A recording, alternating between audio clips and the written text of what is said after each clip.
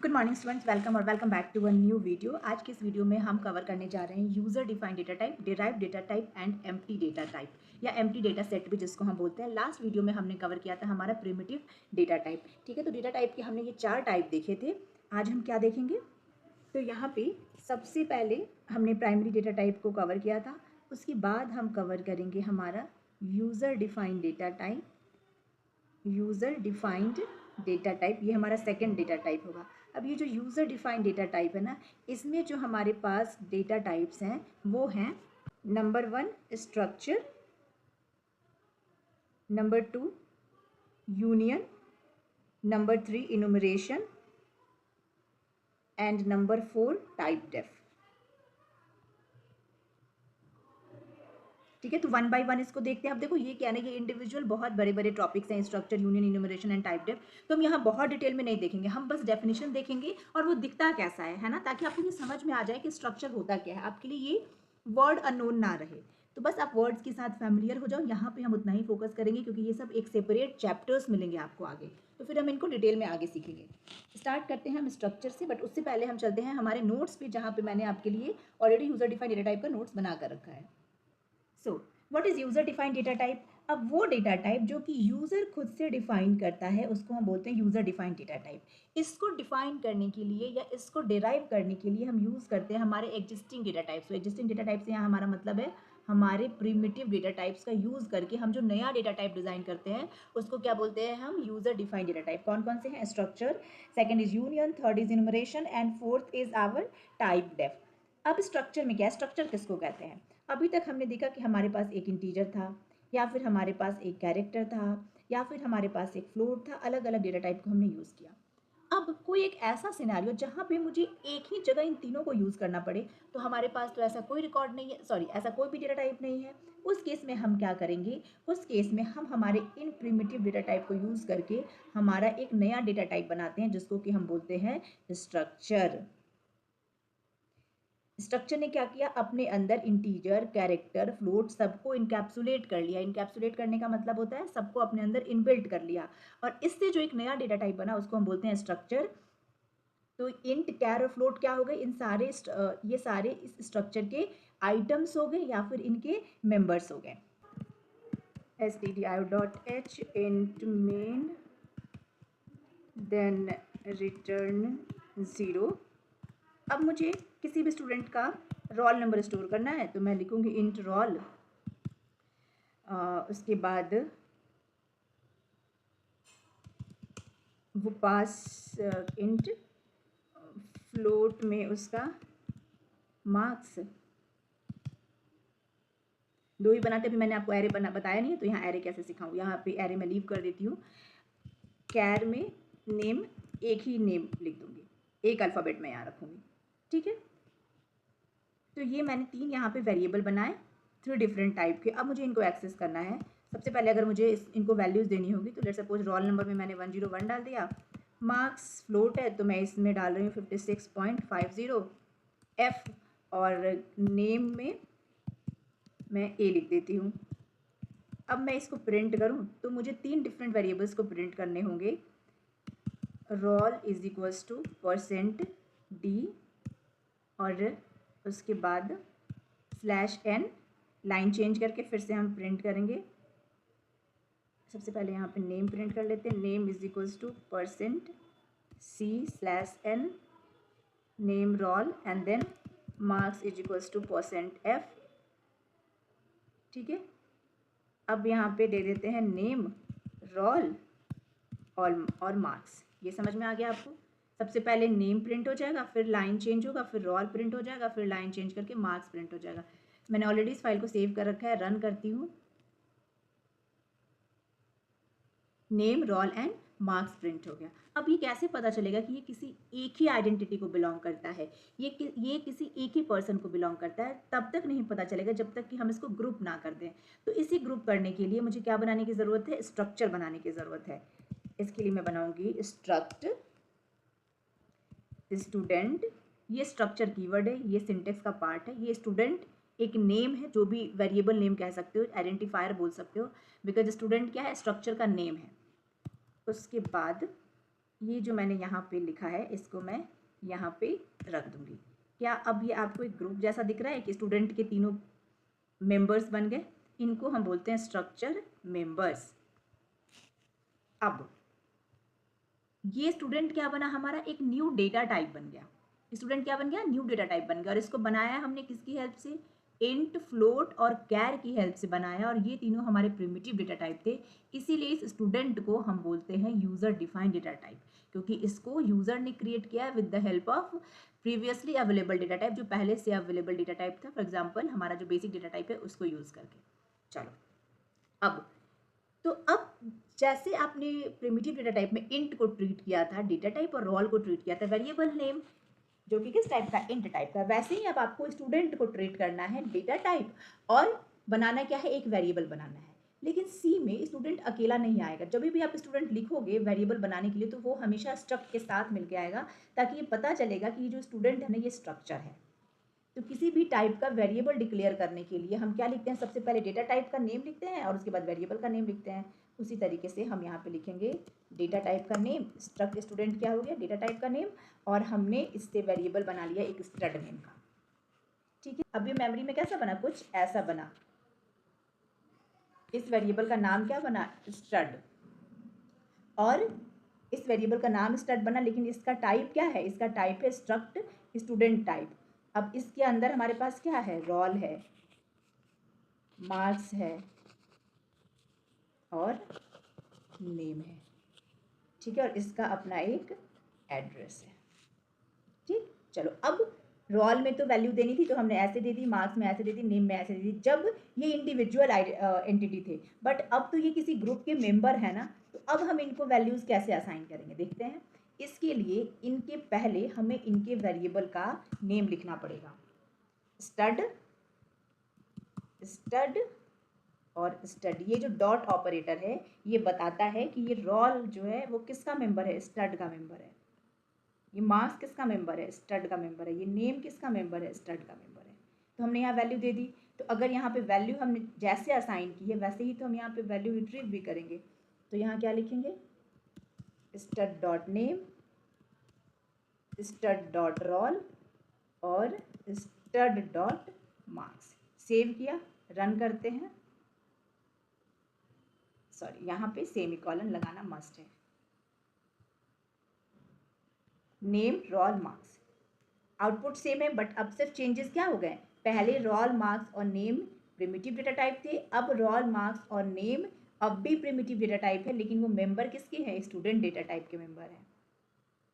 इस पूरे को हम बोलते हैं, इसको हम बोलते हैं स्ट्रक्चर डेफिनेशन, और इसको हम बोलते हैं स्ट्रक्चर मेंबर इनिशियलाइजेशन, क्योंकि स्टड रोल, स्टड मार्क्स ये सब क्या है, स्ट्रक्चर के मेंबर्स हैं। तो स्ट्रक्चर में आपको इतना ही सीखना है अभी के लिए। अच्छा, स्ट्रक्चर की अगर हम एड्रेस की बात करें या इसके साइज की बात करें, तो जो स्ट्रक्चर का साइज होगा वो टोटल जो इसके मेंबर्स होंगे ना उसके साइज के बराबर होगा। साइज ऑफ स्ट्रक्चर,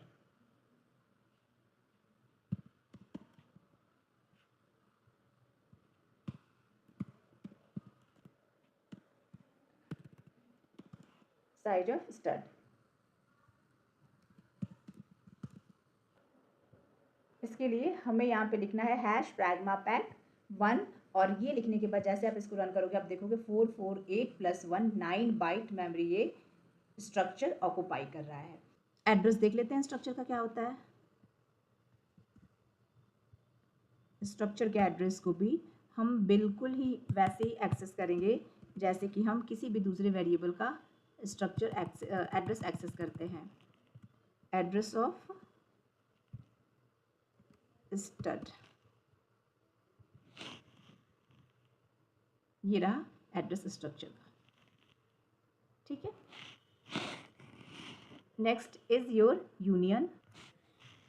अब देखो यूनियन में क्या होता है, यूनियन स्ट्रक्चर से बहुत तरीके से सिमिलर भी है, बहुत तरीके से डिफरेंट भी है। जैसा आपने ये देखा ना स्ट्रक्चर में कि ये कलेक्ट करता है, इनकैप्सुलेट करता है, ग्रुप करता है आइटम्स को, वैसे ही यूनियन भी करता है। बट दोनों में डिफरेंस ये है कि यूनियन एक ही मेमोरी लोकेशन पे सारे आइटम्स को रखता है, यहाँ पे क्या था, इसके लिए 4 बाइट अलग स्टोर रिजर्व किया गया था, इस कैरेक्टर के लिए 1 बाइट अलग रिजर्व किया गया था, इस फ्लोट के लिए 4 बाइट अलग रिजर्व किया गया था। लेकिन सेम काम अगर हम यूनियन में करेंगे तो यूनियन क्या करेगा, इन तीनों में से देखेगा जिसका डेटा टाइप बिगर है, जो बिगर स्पेस लेता है उतनी मेमोरी ले लेगा और उसी मेमोरी में वो इंटीजर को भी रखेगा, कैरेक्टर को भी रखेगा और फ्लोट को भी रखेगा। ठीक है, unions are similar to structures in many ways. What makes a union different is that all the members in the union are stored in the same memory location, resulting in only one member containing data at the same time. अब एक ही memory location में अगर तीनों रखोगे तो at a time तो एक ही data आप एक्सेस कर सकते हो ना यहाँ से. The size of the union is the size of its largest member. अब एक चीज़ पहले मैं आपको यहीं पे दिखाती हूँ. अगर मैं यहाँ तो हमने स्ट्रक्चर का एड्रेस देखा ना, यहीं पे मैं आपको दिखाती हूँ स्ट्रक्चर के सारे आइटम्स का एड्रेस. तो एड्रेस ऑफ यहाँ पे मैं लिखती हूँ इंट, उसके बाद क्या है फ्लोट. इंट लिखना गलत होगा, रोल का एड्रेस लिखती हूँ रोल, और उसके बाद है यहाँ पे मार्क्स, और उसके बाद एड्रेस ऑफ नेम. तो मैंने क्या बताया आपको, स्ट्रक्चर सबके लिए अलग स्पेस रखता है, यूनिक स्पेस रखता है. तो मैं यहाँ पर अगर लिख दूँ स्टड डॉट रोल, और यहाँ लिख दूँ स्टड डॉट मार्क्स, यहाँ लिख दूँ अगर स्टड डॉट नेम, तो मुझे इन तीनों का सेपरेट एड्रेस मिल जाएगा. लाइन चेंज कर लेते हैं तो थोड़ी विजिबिलिटी इनकी सही हो जाएगी. Size of structure /n and then address of structure /n, फिर address of roll, address of marks, address of name. ठीक है, name, roll, marks, size of structure मिला. अब देखो एड्रेस ऑफ स्ट्रक्चर आप ध्यान से देखोगे तो एड्रेस ऑफ स्ट्रक्चर और एड्रेस ऑफ रोल दोनों सेम है. अगर एक ग्रुप की मैं बात कर रही हूँ तो ये स्ट्रक्चर है हमारा. इस स्ट्रक्चर में क्या है, रोल है, मार्क्स और नेम है. तो रोल, मार्क्स और नेम. तो अगर मैं स्ट्रक्चर के एड्रेस की बात करूँ तो ये रहा मेरा स्ट्रक्चर कंप्लीट. यहाँ से स्टार्ट होगा तो इसका एड्रेस, और यहीं से तो रोल भी स्टार्ट होगा ना, तो स्टड डॉट रोल भी यही होगा. और यहाँ से मेरा स्टार्ट होगा मार्क्स, तो स्टड डॉट मार्क्स ये रहा, और स्टड डॉट नेम ये रहा. देखो इनका एड्रेस क्या ऐसे ही है, 68 है हमारा स्ट्रक्चर का एड्रेस. ठीक है, 68 ही है हमारा. लास्ट में देखना, लास्ट की डिजिट की मैं बात कर रही हूँ, रोल का एड्रेस. और इसमें रोल क्या होगा हमारा, इंटीजर है, 4 बाइट का होगा. 68 में 4 ऐड करो, 72 मिल गया आपको. तो स्टड डॉट मार्क्स पे आ गए आप. और इसके बाद मार्क्स कितना बाइट लेगा, स्पेस 4 बाइट लेगा. तो ये 4 बाइट यहाँ से यहाँ तक हो गया. और इसमें जब आप यहाँ के एड्रेस में 4 ऐड करोगे तो हम यहाँ पहुँच जाएंगे. तो ये 72 में 4 ऐड किया, 76 में यहाँ पहुँच गए. 68 प्लस 4, ये यहाँ स्टार्टिंग 68 था, प्लस 4 किया, ये 72 था, ये पूरा 4 बाइट. और ये 72, यहाँ का स्टार्टिंग 76, ये पूरा 4 बाइट. और टोटल ये हो गया 4 बाइट, 4 बाइट. और ये जो स्पेस होगा ये 1 बाइट का होगा, तभी जाके ये टोटल 9 बाइट हुआ था. अब अगर आपको ये कॉन्सेप्ट समझ में आ गया ना, यहाँ ये मैंने स्पेशली इसलिए दिखा दिया क्योंकि ये समझने के बाद ही आपको यूनियन समझ में आएगा. अब चलते हैं यूनियन के पास. यूनियन क्या करेगा, यूनियन इसी मेमोरी लोकेशन पे सबको रख देगा. फॉर एग्जाम्पल इसके लिए 4 बाइट चाहिए, इसके लिए 4 बाइट चाहिए, इसके लिए 1 बाइट चाहिए, तो यूनियन 4 बाइट ही मेमोरी रिजर्व करेगा क्योंकि यही बिगर डेटा टाइप है. और 4 बाइट लेने के बाद यहीं पे वो कैर रखेगा, यहीं पे वो रोल रखेगा और यहीं पे वो नेम भी रखेगा. तो तीनों का एड्रेस आपको सेम मिलेगा. देखते हैं करके इसको. तो यूनियन देखिए, मैं इसी में चेंजेस करती हूँ, आपको समझ में आ जाएगा कि यूनियन और स्ट्रक्चर का जो सिंटेक्स है ना वो बहुत डिफरेंट नहीं है. इसको यहाँ से रिमूव करना है. जहाँ आपने लिखा है ना स्ट्रक्ट, यहाँ आपको लिखना है यूनियन. बन गया ये आपका ग्रुप. और यहाँ भी जैसे आपने स्ट्रक्चर स्टूडेंट का स्टड नेम से एक वेरिएबल बनाया था, वहीं आप यूनियन स्टूडेंट का यूएन नाम से एक वेरिएबल बनाएंगे. वेरिएबल का नाम तो कुछ भी हो सकता है बट सिमिलर रहे, इस स्टड ही रहने दो. ठीक है, ये हो गया. सेव करते हैं. मैंने कुछ भी चेंजेस नहीं किए हैं, कहीं और कुछ चेंज नहीं हुआ है. बाकी मेंबर का एक्सेस बिल्कुल वैसे ही होता है जैसे कि आप स्ट्रक्चर का आपने किया था. अब मैं रन करूँगी और देखना दोनों में डिफरेंस क्या है. अब देखो नेम आपने ए रखा, ठीक है. रोल में तो आपने 101 रखा था, ये डिफरेंट डेटा कैसे मिल गया. फिर मार्क्स आपने 56.50 रखा था, ये डिफरेंट डेटा मिल गया, 500248 मिल गया. और जब आप साइज ऑफ स्ट्रक्चर की जगह, ठीक है, आप इसको साइज ऑफ यूनियन समझ लेना अभी के लिए। साइज ऑफ यूनियन आपको क्या मिला, 4 बाइट मिला। एड्रेस ऑफ यूनियन क्या मिला, 648758। अब ध्यान देना, एड्रेस ऑफ रोल क्या है, वो भी सेम है। एड्रेस ऑफ मार्क्स क्या है, वो भी सेम है। एड्रेस ऑफ नेम क्या है, वो भी सेम है।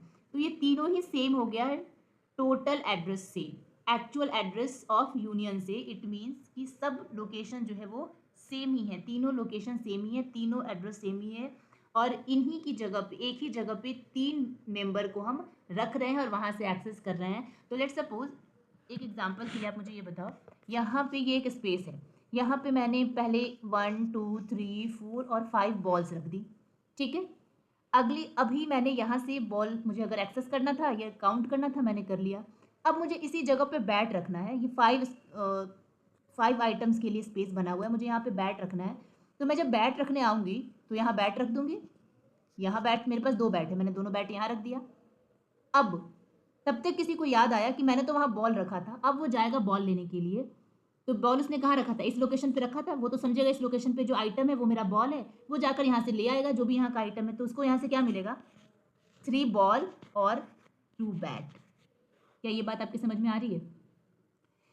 तो यहाँ पे ना तो पहले जिसने अपना आइटम रखा था उसका कंप्लीट आइटम उसको मिला, और ना तो जो दूसरे वाले ने आके वहाँ बैट रख दिया, अगर वो जाएगा वहाँ से अपना आइटम पिक करने के लिए तो उसको भी तो सेम ही आइटम मिलेगा, क्योंकि एक ही मेमोरी लोकेशन को एक्सेस किया और कंप्लीट स्पेस नहीं एक्सेस किया। या तो उसने कंप्लीट एक्सेस स्पेस एक्सेस कर लिया होता तो ये सारे बॉल ही रिमूव होकर बैट में कन्वर्ट हो जाते, तो वो भी नहीं हो पाया। इसी वजह से आपको ये मिसलेनियस टाइप का यहाँ पे जो डेटा मिल रहा है ना, मिक्स मिल रहा है, आपको सेम नहीं मिल रहा है, क्योंकि सबसे पहले क्या रखा गया था, सबसे पहले रोल के लिए स्पेस बना, फिर मार्क्स के लिए बना, फिर नेम के लिए बना, ठीक है। तो जब 4 बाइट स्पेस पे रोल रखा गया, रोल था 101, 4 बाइट स्पेस पे मार्क्स रखा गया, मार्क्स था 56.50, तो 101 वाली जगह पे ही 56.50 रख दिया गया, और फिर इसी जगह पे जाके ए भी रख दिया गया। तो सबसे पहले ये रखा गया, सेकंड में ये रखा गया, तो यहाँ इसको इसने कुछ ओवरराइड कर दिया और इसको इसने कुछ ओवरराइड कर दिया, तो लास्ट में ए आया था, इसीलिए ए आपको सही सलामत मिल गया है। अदरवाइज जैसे ये दोनों चेंज हुए हैं वैसे ए भी चेंज हो जाता। करके दिखा देती हूँ आपको, थोड़ा सा यहाँ से लोकेशन चेंज करते हैं, ये मैं कट कर लेती हूँ, पहले ये रख देते हैं, रन करते हैं। अब देखो आपको, अब ए आपको प्रॉपर नहीं मिलेगा यहाँ पे,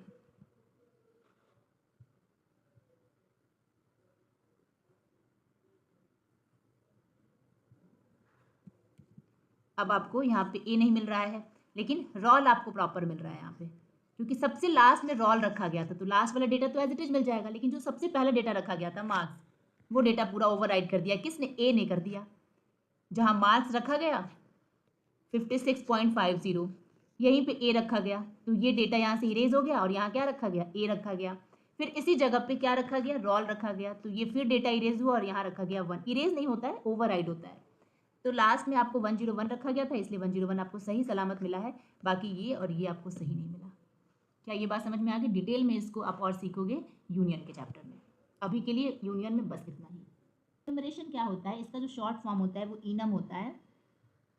ये भी अलाउ करता है एक कस्टम डेटा टाइप बनाने के लिए, जिसमें जितने भी इसके मेंबर्स होते हैं ना, उनको हम एक नेम्ड इंटीजर कांस्टेंट दे सकते हैं। नेम्ड इंटीजर कांस्टेंट का मतलब ये है कि इनम के जो मेंबर्स होंगे, फॉर एग्जांपल मैंने इनम बनाया एक en नेम से, और इसके मैंने मेंबर्स बना लिए मेंबर 1, मेंबर 2, मेंबर 3। तो अब इन तीनों मेंबर्स को, m1 को, m2 को और m3 को मैं एक इंटीजर कांस्टेंट असाइन कर सकती हूँ, और उनकी वैल्यू वहाँ के लिए अभी के लिए फिक्स हो जाएगी 10, 20 और 30। और अगर मैंने यहाँ पे कोई भी वैल्यू m1, m2 और m3 को असाइन नहीं की, तो बाय डिफ़ॉल्ट इनको इंटीजर वैल्यू असाइन कर दी जाएगी, दैट इज़ 0, 1 और 2, एक सीक्वेंस में। अगर मैंने 10 असाइन किया तो उसी के अकॉर्डिंग 11 और 12 एक सीक्वेंस में असाइन कर दिया जाएगा। और अगर मैं नहीं चाहती हूँ कि इनको डिफ़ॉल्ट वैल्यू असाइन की जाए, तो मैं यहाँ पे मेरा यूज़र डिफाइंड वैल्यू भी इनको असाइन कर सकती हूँ और फिर इनको एक्सेस कर सकती हूँ। करके देखते हैं। बट ये फिक्स है कि इसके जो मेंबर्स होंगे वो ऑलवेज इंटीजर कांस्टेंट ही होल्ड करेंगे। इनम जैसे यूनियन लिखते थे वैसे ही स्टूडेंट लिखा था ना पहले, स्टूडेंट और ब्रैकेट अब इसके मेंबर्स का तो मुझे पहले से पता है ना कि ये इंटीजर कांस्टेंट ही रखेंगे, इसका मतलब ये इंटीजर टाइप के ही होंगे और बाय डिफ़ॉल्ट इनका टाइप इंटीजर होगा, तो डेटा टाइप लिखने की ज़रूरत ही नहीं है। अब अगर मैं इसके डिफ़ॉल्ट वैल्यू की बात करूँ तो इसको प्रिंट करके देख लेते हैं। m1 और फिर कॉपी किया, पेस्ट किया, कॉपी किया, m1 m2 m3, ठीक है ना, यहाँ पे 2 2 और यहाँ पे 3, 0 1 और 2 डिफ़ॉल्ट वैल्यू आ गई। अब अगर हमें यूज़र डिफाइंड वैल्यू चाहिए तो मैं क्या करूँगी, जहाँ पे मैंने इनम डिफाइन किया है ना, यहीं पे इसके मेंबर्स की भी वैल्यू डिफाइन कर दूंगी या फिर इनिशियलाइज कर दूंगी। m3 is equals to 45। Run करते हैं इसको।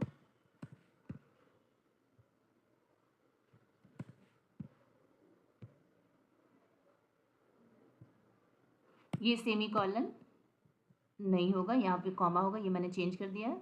रन करते हैं and your value is 100 34 and 45। अब अगर मैंने एक ही वैल्यू दी यहाँ पे 10 और बाकी मैं किसी को वैल्यू नहीं देती हूँ, इन दैट केस क्या सिचुएशन बनेगा हमारे पास, m1 m2 एंड m3 10 11 और 12 बाय डिफ़ॉल्ट वैल्यू असाइन हो जाएगी बाकी मेंबर्स को जिनको हमने वैल्यू नहीं दी है, +1 +1 करके। m1 में वैल्यू 10 असाइन हो गई, m2 में m1 +1 और m3 में m2 +1। Got it. तो ये था हमारा थर्ड यूजर डिफाइंड टाइप और फोर्थ है हमारा typedef. Next is typedef. अब टाइप डेफ क्या होता है, टाइप डेफ कहता है कि पहले से जो एग्जिस्टिंग डेटा टाइप है ना, उसको आप एक नया नाम मेरी हेल्प से दे सकते हो। फॉर एग्जाम्पल मेरे पास पहले से इंट है, मैं इस इंट को आई नेम दे सकती हूँ। जैसे आपके पास कोई भी एक ऐसा पर्सन हो जिसका कि एक गुड नेम हो और आपने उसको अपनी सुविधा के लिए एक नया नाम दे दिया, जो इसका निकनेम भी हो सकता है या फिर टेक्निकली हम इसको अलियास बोलते हैं और लेमैन लैंग्वेज में हम इसको निकनेम बोलते हैं। मतलब कि किसी भी ऑलरेडी एग्जिस्टिंग नेम को हमने एक न्यू नेम दिया, उसको हम बोलते हैं निकनेम या अलियास।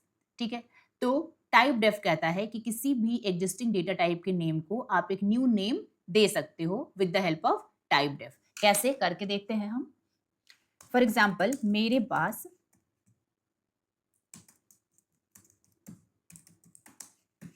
एक डेटा टाइप है इंटीजर। अगर मुझे इंटीजर टाइप का कोई वेरिएबल बनाना है तो मैं बनाऊंगी int a is equals to 10 और इसकी वैल्यू मैंने a is equals to %d a print कर ली। रन करके देखते हैं, a की वैल्यू मुझे मिल गई। a किस टाइप का है, इंटीजर टाइप का है। कैसे पता आपको इंटीजर टाइप का है, क्योंकि आपने इंटीजर टाइप का बनाया है। अब मैं चाहती हूँ कि मैं इंट को एक दूसरे नेम से भी जानूं, जैसे कि हमारे पास ये जितने भी सेलिब्रिटी है इनको हम अपना, उनके जो फैंस हैं उनको एक अपना नेम दे देते हैं ना, या उनका निकनेम भी होता है तो आप उनको उनके निकनेम से बुलाने लगते हो। जैसे कि महेंद्र सिंह धोनी है, उनको आप माही के नाम से जानते हो। मोदी जी का नेम मोदी जी तो नहीं है ना, नरेंद्र मोदी है, बट आप उनको मोदी जी के नाम से बुलाते हो, आप उनको नमो के नाम से बुलाते हो, ऐसे बुलाते हो। तो ये क्या किया आपने, उनका एक अलियास क्रिएट कर दिया। वैसे ही हम यहाँ भी कर सकते हैं।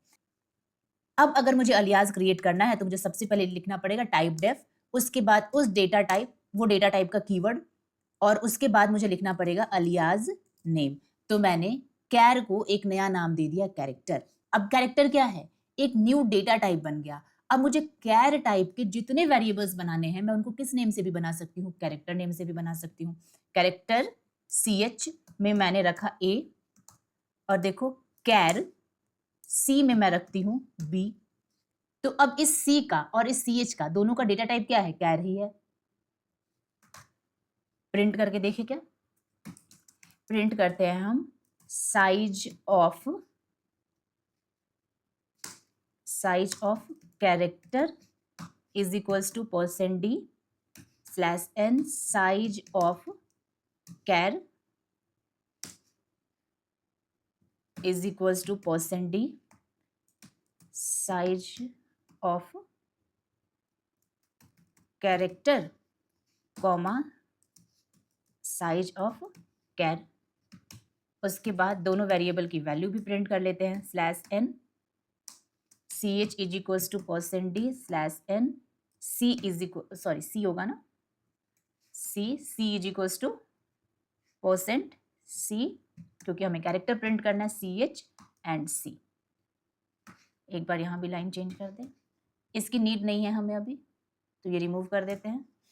इस ए की नीड नहीं है, इसको रिमूव कर देते हैं। सेव किया, कंपाइल किया एंड रन किया। अगर ये दोनों सेम होंगे तो दोनों में 1 1 आना चाहिए। Size of character is 1 byte, size of char is 1 byte. C से 1 ए मिला आपको और सी से बी मिला। ठीक है, समझ में आ गया? तो इस तरीके से पूरे प्रोग्राम में आप कैर की जगह पे कैरेक्टर नेम से किसी भी वेरिएबल को डिक्लेयर कर सकते थे। कैरेक्टर अब ट्रीट हो रहा है एज अ कैर, इसी को हम बोलते हैं टाइप डेफ। अब third is are derived data type. Derived data type, इसमें है हमारे पास first function, second array and third pointer. One by one देखते हैं इसको। Function is basically a named block. एक ब्लॉक बनाते हैं हम और इस ब्लॉक का कुछ नेम देते हैं और इस नेम के बाद ऐसे ओपनिंग और क्लोजिंग ब्रैकेट बनाते हैं, तभी हम इसको बोलते हैं फंक्शन और ये बोलते हैं फंक्शन का बॉडी। ठीक है, function is basically a name block जिसमें हम कुछ पीस ऑफ कोड लिखते हैं और ये पीस ऑफ कोड हम फंक्शन में इसलिए लिख रहे होते हैं because this piece of code को मुझे मल्टीपल टाइम्स अपने प्रोग्राम में रन करना होता है। तो मैं मल्टीपल टाइम्स ये कोड ना लिख के एक जगह लिख देती हूँ और जब भी मुझे इस पीस ऑफ कोड को रन करना होता है मैं इस फंक्शन के नेम को कॉल कर लूंगी। जैसे मैं इस फंक्शन को बुलाऊंगी वैसे ही ये पीस ऑफ कोड एग्जीक्यूट हो जाएगा। तो मैं अननेसेसरी इतने number of lines of code को लिखने से बार बार बच जाऊंगी। मुझे बस एक बार ये कोड लिखना होगा और जब भी मुझे इन कोड्स की जरूरत होगी मैं इस नेम को कॉल कर लूंगी, ये कोड अपने आप एग्जीक्यूट हो जाएगा। करके देखते हैं इसको। सपोज दैट मैंने लिखा है प्रिंटफ हग योर बग। उसके बाद नेक्स्ट लाइन में लिखा है मैंने हैप्पी लर्निंग। फिर मैंने लाइन चेंज की, फिर मैंने लिखा प्रिंटफ कीप गोइंग। फिर मैंने लाइन चेंज किया और फिर मैंने लिखा, या 3 ही लाइन रहने देते हैं। ठीक है, अब मैं चाहती हूँ कि ये पीस ऑफ कोड, अब अगर मैं इस प्रोग्राम को रन करूंगी तो ये तीनों लाइन 1 टाइम्स एग्जीक्यूट होगा। रन किया, 1 टाइम एग्जीक्यूट हो गया, hug your bug, happy learning, keep going. अगर मुझे इन तीनों लाइन को 2 बार एग्जीक्यूट करना है या 3 बार एग्जीक्यूट करना है तो मैं क्या करूंगी, इनको कॉपी करूंगी, पेस्ट कर दूंगी, पेस्ट कर दूंगी। तो मेरे पास 9 लाइन्स ऑफ कोड हो गए रन करने के लिए। कंपाइल किया, रन किया, 9 लाइन्स ऑफ कोड एग्जीक्यूट होके हमारे पास आउटपुट आ गया 9 लाइन में। लेकिन जो काम लाइन नंबर 4 में हमने किया है वही काम तो हमने यहाँ लाइन नंबर 7 में भी किया है। जो काम हमने लाइन नंबर 5 में किया है वही काम हमने लाइन नंबर 8 में किया है। एंड सेम जो काम हमने लाइन नंबर 6 में किया है वही काम हमने लाइन नंबर 9 में किया है और फिर 12 में भी किया है। व्हाट आई वांट टू से यू कि 4, 5, 6 लाइन का जो कोड था ये काम हमने 2 टाइम्स मल्टीप्लाई किया है। तो मुझे बार बार सेम काम रिपीटेडली करना पड़ा ना, तो ये काफी टीडियस जॉब हो जाएगा और काफी स्पेस भी ले रहा है, टाइम भी ले रहा है। तो मैं क्या करूंगी कि मुझे जो रिपीटेडली कोड एग्जीक्यूट करना है ना मैं उसको यहां नहीं रखूंगी। यही तो करना है मुझे, ये रिपीटेडली यूज हो रहा है तो मैं इसको यहां से रिमूव कर देती हूँ। पहले 9 लाइन्स ऑफ कोड था ना, इसको भी मैं यहां से रिमूव कर देती हूँ और इसको यहाँ पे मैं एक नेम्ड ब्लॉक में रख देती हूँ। लेट सपोज मैं इस ब्लॉक का नेम रखती हूँ फन और इस फन ब्लॉक में मैं ये पीस ऑफ कोड लिख देती हूँ जो मुझे रिपीटेडली एग्जीक्यूट करना था। ठीक है, इस फन के आगे मैं वॉइड लिख रही हूँ बिकॉज ये फन मुझे कुछ वापस नहीं कर रहा है। जो काम मैं यहाँ करने आऊंगी वो मैं काम करके यहाँ से एग्जिट कर जाऊंगी, मुझे यहाँ से वापस कोई वैल्यू नहीं मिल रही है लेकर जाने के लिए, तो इसलिए मैंने यहाँ पे वर्ड लिखा है। ज्यादा डिटेल में हम इसको समझेंगे फंक्शन टॉपिक में। अब यहाँ पे मुझे ये 3 लाइन 3 टाइम्स प्रिंट करने थे तो मैं क्या करूंगी, यहाँ पे फन 1 टाइम, फन 2 टाइम और फन 3rd टाइम लिख दूंगी। जैसे मैंने एक बार फन लिखा ये पूरा पीस ऑफ कोड एग्जीक्यूट होगा तो 3 लाइन्स हमारे प्रिंट हो जाएंगे। फिर ये फन एग्जीक्यूट होगा और वापस ये फन एग्जीक्यूट होगा और ये जो 3 लाइन ऑफ कोड है मेरा ये रन होगा। फिर लाइन नंबर 6 का फन एग्जीक्यूट होगा और ये 3 लाइन वापस प्रिंट होगा। तो इसको हम बोलते हैं फंक्शन का डेफिनेशन, जहां पे हमने एक्चुअल टास्क लिखा है अपना कि फन क्या काम कर रहा है, जहां पे फन को एक्चुअली एग्जीक्यूट होना था वहां पे कितनी बार मुझे फन की नीड होगी ना, मैं वहां लिख दूंगी और इसको हम बोलेंगे फंक्शन की कॉलिंग, जहां पे एक्चुअली फन एग्जीक्यूट हो रहा है। बट जब कंपाइलर यहाँ पे फन को एग्जीक्यूट कर रहा होगा ना, एग्जीक्यूट करने के लिए आएगा, तो उसको नहीं पता है कि फन है क्या। तो इसके लिए इससे पहले यहाँ पे मेन फंक्शन से पहले आपको इस फन को डिक्लेयर करना होगा। डिक्लेयर मीन्स मिनिमम इंफॉर्मेशन आपको फन का देना पड़ेगा कंपाइलर को कि फन क्या रिटर्न कर रहा है। तो आपको पता है फन कुछ भी रिटर्न नहीं कर रहा है, वॉइड रिटर्न कर रहा है, तो मैं यहाँ पे लिख दूंगी वॉइड। उसके बाद उस फंक्शन का नेम क्या है, फन है, एंड सेमीकोलन। इसको हम बोलते हैं फंक्शन का डिक्लेरेशन। कंपाइलर को हमने मिनिमम इंफॉर्मेशन दिया फंक्शन के बारे में, उसका नेम क्या है, उसका रिटर्न टाइप क्या है, और अगर उसमें कुछ आर्गुमेंट होते तो वो भी मैं यहाँ पर लिखती। इसको हम बोलते हैं फंक्शन की कॉलिंग, जहाँ पे एक्चुअल एग्जीक्यूशन होगा फन का, और इसको हम बोलते हैं फंक्शन का डेफिनेशन, जहाँ पे एक्चुअल उस फन में, उस फंक्शन में क्या ऑपरेशंस होने हैं वो डिफाइन किया गया है। अब रन करके देखो,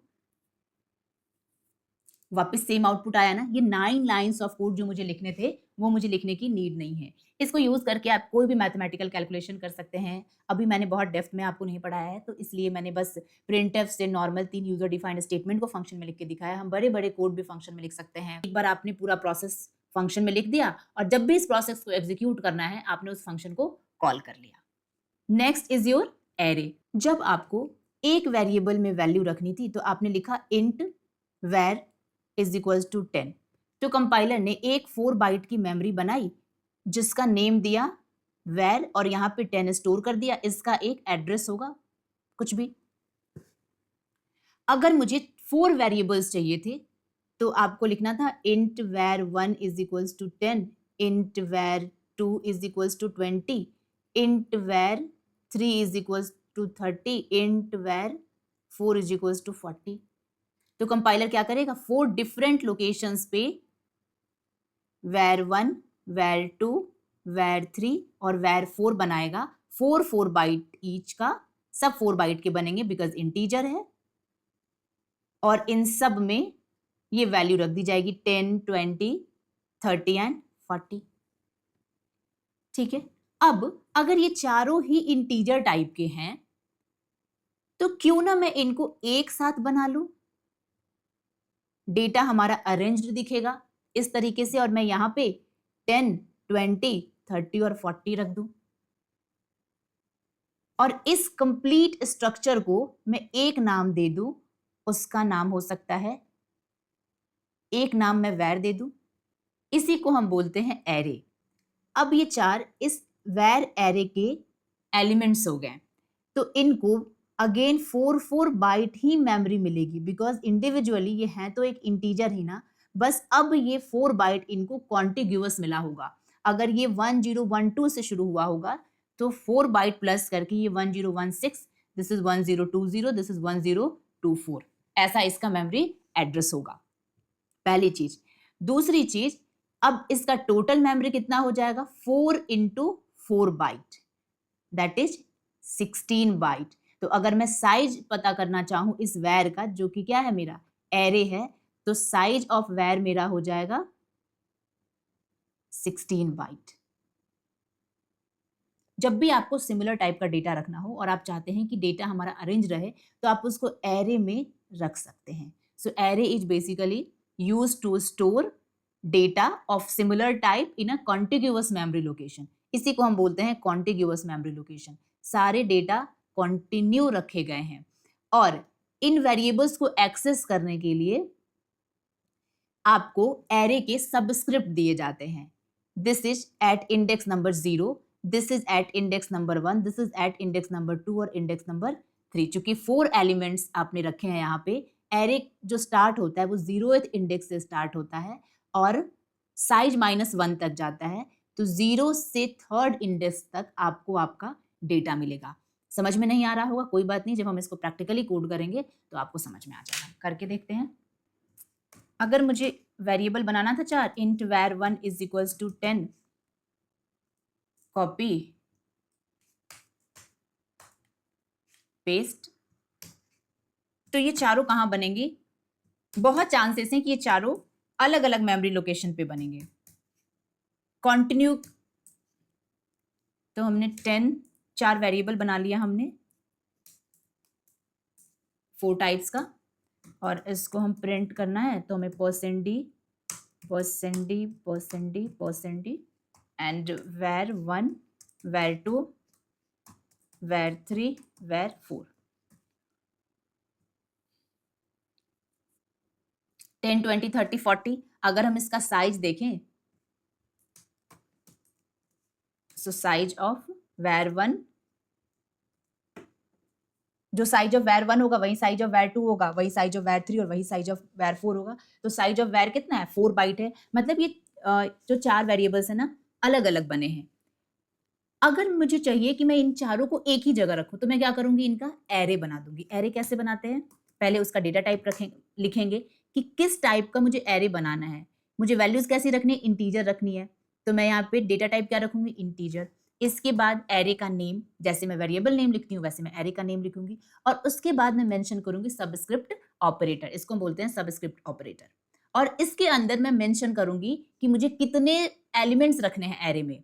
मुझे कितने एलिमेंट्स रखने हैं, 4 एलिमेंट्स रखने हैं, 4 डेटा रखना है, तो मैंने यहाँ लिख दिया 4, और इक्वल्स टू, अब ये 10 20 30 40 मुझे लिखना है वैल्यू, तो मैंने यहाँ पे लिख दिया 10 20 30 और 40। जैसे मैंने आपको बताया कि कॉन्टिग्यूअस मेमोरी लोकेशन पे 10 20 30 और 40 रखा जाएगा, जिसमें 10 रखा जाएगा, ये फर्स्ट है ना, तो 0th इंडेक्स पे एरे की जो इंडेक्सिंग होती है वो 0 से शुरू होती है। 20 रखा जाएगा फर्स्ट इंडेक्स पे, 30 रखा जाएगा सेकंड इंडेक्स पे, और 40 रखा जाएगा फोर्थ इंडेक्स पे। तो मैं इसको यहाँ से रिमूव कर दूँ, इसका काम हो गया। तो ये जो 4 लाइन में हमने लिखा था वो काम हमने एक लाइन में कर दिया। अब मुझे इन वैल्यूज को प्रिंट करनी है, तो प्रिंट करने के लिए इन 4 वेरिएबल्स की नीड नहीं होगी, वेरिएबल तो हमारे पास एक ही है var, मुझे नीड होगी इनके इंडेक्स की, var0 var1 var2 and var3। Run compile करते हैं, रन करते हैं, 10 20 30 और 40। अब हम जरा साइज देखें इनका, printf/n साइज ऑफ एक size of array is equals to %d, और फिर size of each element is equals to %d। यहां मैं लिखती हूं साइज ऑफ ARR, वेरिएबल क्या है हमारा, एरे है, साइज ऑफ ARR मतलब मुझे कंप्लीट एरे का साइज चाहिए, और दूसरा साइज ऑफ एक एलिमेंट, तो 1 एलिमेंट के साइज के लिए मैं क्या लिखूंगी, ARR 0 पे जो एलिमेंट है। कंपाइल किया और रन किया,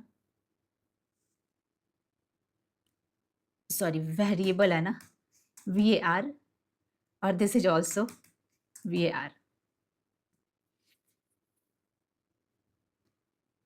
size of array 16 by 4 into 4 16 byte, and size of each element 4 byte. Clear हो गया आपको, इसी को हम बोलते हैं एरे। इसका यूज हम जनरली करते हैं जब हमें सिमिलर डेटा आइटम्स को स्टोर करना होता है, सिमिलर टाइप के। फॉर एग्जांपल किसी भी क्लास में 50 स्टूडेंट्स हैं, उनके मुझे मार्क्स स्टोर करने हैं, तो मैं 50 वेरिएबल बनाऊं या फिर एक मार्क्स नाम से वेरिएबल बनाऊं, उसके अंदर 50 साइज रखो, ऐसा कुछ मार्क्स, और यहाँ पे लिखो 50, और 50 स्टूडेंट्स के मार्क्स मैं यहाँ पे रख दूं, और 0 से लेके 49 तक जाएगा, 49 तक मैं स्टूडेंट के मार्क्स गेट कर लूँ, ऐसा कर सकते हैं। इसीलिए हम एरे को यूज करते हैं। एरे का जो मेमोरी होता है वो कॉन्टिग्यूअस होता है, ये सबसे इंपॉर्टेंट होता है एरे में। जहां पे 40 रखा गया है, उसके बाद जस्ट +4 में 30 होगा, जस्ट +4 में 20 होगा, जस्ट +4 में 10 होगा। Next is your pointer. अब पॉइंटर क्या होता है, जो नॉर्मल वेरिएबल्स होते हैं हमारे, वो क्या करते हैं, किसी भी वैल्यू, नॉर्मल वैल्यू को स्टोर करते हैं। मैंने एक इंट लिया, इंट x इक्वल्स टू, मैंने 10 किया, तो x क्या है, एक नॉर्मल वेरिएबल है, इसने क्या स्टोर किया, एक नॉर्मल वैल्यू स्टोर की है। अगर मुझे x को प्रिंट करना होगा तो मैं करूंगी x is equals to %dx, और इस तरीके से मैं x को प्रिंट कर सकती हूँ। कंपाइल किया और रन किया, तो मैंने x की वैल्यू प्रिंट कर ली। अब जब मैंने ऐसा लिखा होगा, एक x बना होगा 4 बाइट का, और यहाँ पे 10 रखा गया, और इसके लिए जो मेमोरी रिजर्व की गई, उस मेमोरी का एड्रेस तो होगा कुछ, लेट्स सपोज इसका एड्रेस 2346 है। अब इस 10 को गेट करने का मेरे पास 2 तरीका है। 10 की वैल्यू, पहला मैं x की वैल्यू प्रिंट कर लूं, दूसरा, मैं 2346 वाले एड्रेस पे कौन सा डेटा रखा गया है वो प्रिंट कर लूं, वो एक्सेस कर लूं, तो मुझे 10 मिल जाएगा। This is your first way, this is your second वे। तो फर्स्ट वे में मैं क्या लिखूंगी, x लिख दूंगी तो मुझे 10 मिल जाएगा प्रिंट एफ में। सेकंड वे के लिए हम क्या कर सकते हैं, अब 2346 क्या है, एड्रेस है, तो मैं इसको रख लूंगी किसी भी दूसरे वेरिएबल में। जस्ट बिकॉज ये एड्रेस है तो एक स्पेशल वैल्यू है, स्पेशल वैल्यू को हम कहाँ रखेंगे, स्पेशल लोकेशन पे रखेंगे। उसी स्पेशल लोकेशन को हम बोलते हैं pointer. Pointer is nothing but a special variable जो किसी वैल्यू का एड्रेस स्टोर करता है। Pointer is nothing but a special variable जो किसी एड्रेस को स्टोर करता है। अगर मैंने लिखा int x is equal to 10, मतलब मैं एक नॉर्मल वैल्यू स्टोर कर रही हूं। अगर मुझे इस 10 का एड्रेस स्टोर करना है तो मैं लिखूंगी एस्ट्रिक p। p क्या है, पॉइंटर का नेम है, और दिस स्टार डिनोट्स कि ये क्या है, एक स्पेशल वेरिएबल है। और ये क्या रखेगा, ये रखेगा एक एड्रेस। किसका एड्रेस, x का address. This is your address of operator. तो इस तरीके से क्या होगा, इस तरीके से ये होगा कि एक नया p नेम का मेमोरी लोकेशन बनेगा और उस p मेमोरी लोकेशन पे 2346 रखा जाएगा। ठीक है, इस p का डेटा टाइप क्या होगा, इंटीजर ही होगा। क्यों, क्योंकि ये जिसका एड्रेस रख रहा है उस मेमोरी लोकेशन पे वैल्यू कौन सी पड़ी है, इंटीजर टाइप की वैल्यू पड़ी है, इसलिए इसका जो डेटा टाइप है वो हमने क्या बनाया है, इंटीजर बनाया है। अब कुछ ऐसा बना, ये x 10 और इसका हमने p बनाया 2346 2346। ठीक है, इसका भी अपना कुछ एड्रेस हो सकता है, अभी हम इसके एड्रेस पे नहीं जाते हैं। मैंने क्या बोला आपको, इस 10 को गेट करने का, एक्सेस करने का मेरे पास दो तरीका, या तो मैं x के थ्रू एक्सेस करूं या फिर मैं p के थ्रू एक्सेस करूं। इन दोनों के बीच में भी एक रिलेशन है क्योंकि p ने इसका एड्रेस रखा हुआ है। अब मैं अगर p के थ्रू एक्सेस करूंगी तो मुझे लिखना पड़ेगा एस्ट्रिक p। इस एस्ट्रिक का मतलब होता है वैल्यू एट एड्रेस। ये एक ऑपरेटर है जिसका मतलब होता है वैल्यू एट एड्रेस p। तो जैसे मैंने लिखा वैल्यू एट एड्रेस p की जगह पे 2346, तो मैथमेटिकली आप बताओ मुझे वैल्यू एट एड्रेस 2346 जो हमारा एड्रेस है, यहाँ पे कौन सी वैल्यू पड़ी है, 10 वैल्यू पड़ी है, तो 10 मिल गया आपको। एक तरीका ये था गेट करने का, दूसरा आपको पहले से पता है, अगर हमने लिखा x तो x इज इक्वल टू 10 मिल जाएगा आपको। करके देखते हैं इसको। इसी एस्ट्रिक के थ्रू जो हम वैल्यू गेट कर रहे हैं ना x की, एस्ट्रिक p के थ्रू, इसी को हम बोलते हैं डी रेफरेंसिंग। अब मैंने एक पॉइंटर बनाया एस्ट्रिक p और उसमें मैं रख रही हूं एड्रेस किसका, x का, और मैं प्रिंट करूंगी किसकी वैल्यू, x की वैल्यू। तो पहले मैंने x की वैल्यू कैसे गेट की थी, वैल्यू डायरेक्टली गेट की थी। अब मैं x की वैल्यू कैसे गेट करूंगी, p के थ्रू गेट करूंगी। Value of x equals to %d, but कैसे गेट करना है मुझे, एस्ट्रिक p ऐसा लिखूंगी। जब हमने डिक्लेयर किया था, इसको हम बोलते हैं पॉइंटर का डिक्लेरेशन। तो जब मैंने पॉइंटर डिक्लेयर किया था उस वक्त इस एस्ट्रिक का मतलब होता है कि ये p क्या है, एक पॉइंटर वेरिएबल है। लेकिन इसके बाद जब भी मैं ये एस्ट्रिक यूज करूंगी पॉइंटर वेरिएबल के साथ, उसको हम पढ़ेंगे वैल्यू एट एड्रेस। इसको हम बोलते हैं डी रेफरेंसिंग। एक बार हमने रेफरेंस बनाया x से p के बीच में, और अब मैं डी रेफरेंसिंग कर रही हूँ, p के थ्रू मैं x की वैल्यू ले रही हूँ। रन करते हैं, मिल गया मुझे 10। और अगर मैं p की वैल्यू प्रिंट करूं, value at x/n, value at p is equals to %d/n, address of p, address of x is equals to %d। तो ये देखो दोनों वैल्यू सेम आएगी। पहले तो मैंने x की वैल्यू ले ली, अब मैं क्या कर रही हूँ, वैल्यू जो p में है उसके लिए p लिख दूंगी, और एड्रेस ऑफ x, तो एड्रेस ऑफ x के लिए मैंने लिख दिया एड्रेस ऑफ x। तो मुझे यही तो वेरीफाई करना है कि p के पास वैल्यू क्या है, x का एड्रेस है। रन करके देखते हैं। 10 जब मैंने डायरेक्टली x से गेट किया, वैल्यू ऑफ x जब मैंने पॉइंटर के थ्रू गेट किया, वैल्यू एट p पे क्या पड़ा है, x का एड्रेस पड़ा है। एड्रेस ऑफ x क्या है, 648752। आई थिंक अब आपको पॉइंटर समझ में आ गया होगा कि एग्जैक्टली पॉइंटर है क्या। ज़्यादा डिटेल में हम इसको सीखेंगे पॉइंटर टॉपिक में। इसको हम बोलते हैं डी रेफरेंसिंग ऑपरेटर, क्योंकि आपने p में x का एड्रेस रखा था और उसी p के थ्रू आपने x की वैल्यू गेट की, वापस रिवर्स ट्रैक किया, इसीलिए इसको हम बोलते हैं डी रेफरेंसिंग ऑपरेटर। ठीक है, अब देखो जहां हम अपने डेटा टाइप को लिख रहे थे, तो यहाँ से हमने कंप्लीट डेटा टाइप अपना कवर कर लिया है। प्राइमरी डेटा टाइप हमने पिछले वीडियो में कवर कर लिया था। इस वीडियो में हमने user defined data type cover किया, जिसमें स्ट्रक्चर, यूनियन, इनमरेशन, टाइप डिफ, और फिर डिराइव्ड डेटा टाइप में हमने फंक्शन, एरे और पॉइंटर कवर कर लिया।